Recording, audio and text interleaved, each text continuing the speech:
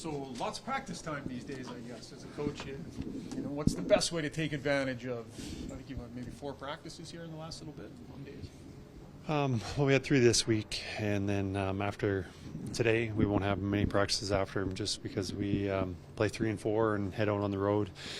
So we're trying to make the most out of it. Obviously, we did the power play the other day. Today, a little more defensive zone coverage. Just trying to tighten up all facets of our game. So whether it's, breakouts, everything can be a little bit better. Kris, what are you looking for in the Podkolzin and Skinner switch potentially? What do you think either can add to their respective ones?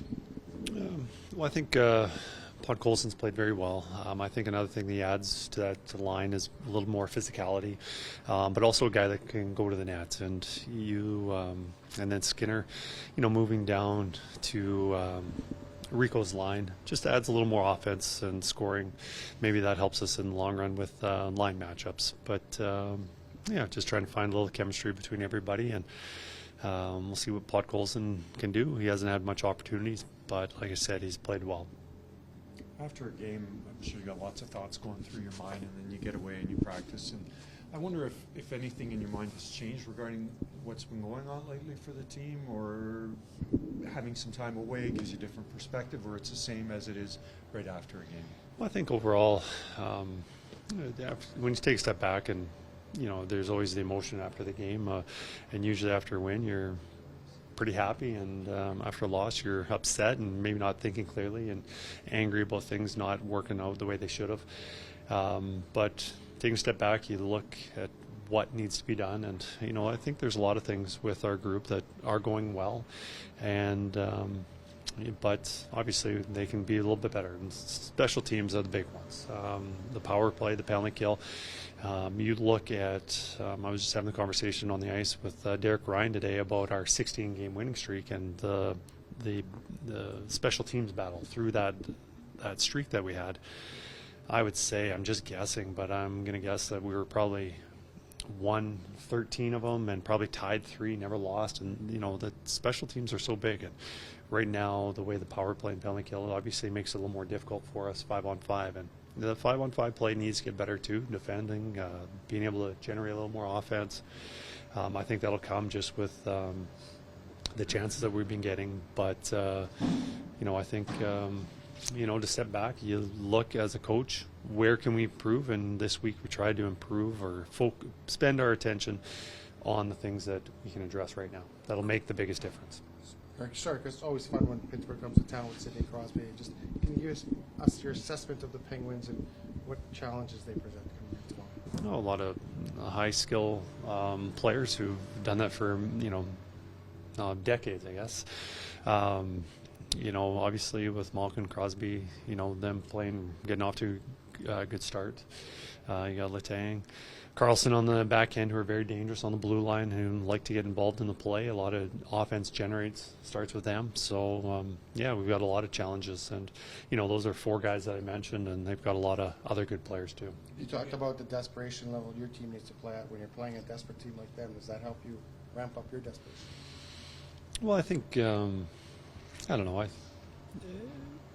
I think, like, you look at Carolina the other night, and I believe they were 2-2 coming into that game. But there's a team that's 500 who probably doesn't feel that they should have been 500. I know, with the expected goals for, they're number 1 in the league. The expected goals against, they're number 1 in the league. So they're probably very unfortunate to be 2-2 coming in that game. They're probably pretty desperate to win that game. Pittsburgh, I think that's just a thing that we're going to see a lot of is, either teams are desperate to get their next win, or just also being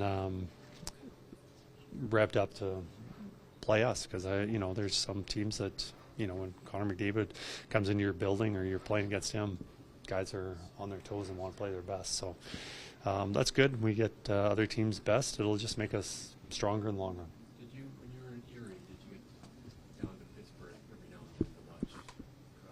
I did. I made a couple games down there, and always pleasure watching him. Being able to see, probably what I,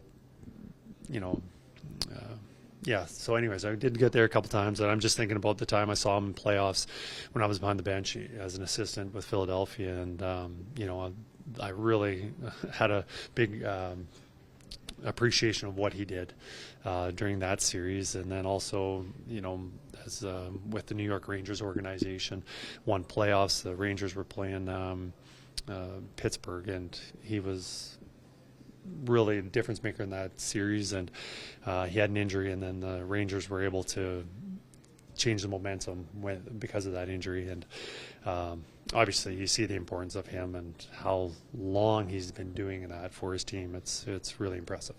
So can you take a moment to still appreciate getting the opportunity to coach against Crosby at the NHL level, even though I know you're caught up with everything going on? Well, every time you see a star, like as a fan, before I got to the NHL, and even as I'm part of the NHL, I'm still a fan. I appreciate other top players, but for him to have the career that he's had, and after as many years, I believe this is 19 years now, to be continually doing that, it's pretty impressive. It's one thing to have one or two good seasons, but to do it for as long as he has, a lot of respect for him. Kris, you've used a few different partners for Darnell Nurse so far this year. How would you describe kind of finding that right guy? Do you want to keep rotating guys in there? And how would you kind of describe that? I don't think we've got an answer right now, until we find exactly what we want. And I think we'll still have some fluctuation, if Darnell's playing his offside, and maybe, there's other possibilities that we can do with, whether that's Travis playing his left side, or maybe Ty's back on his right side and playing with him, Darnell on his left, or maybe Kulak moves up and there's that pair. We've got a lot of opportunities or possibilities to do, and I'm not going to say that we've found what we're going to settle for right now.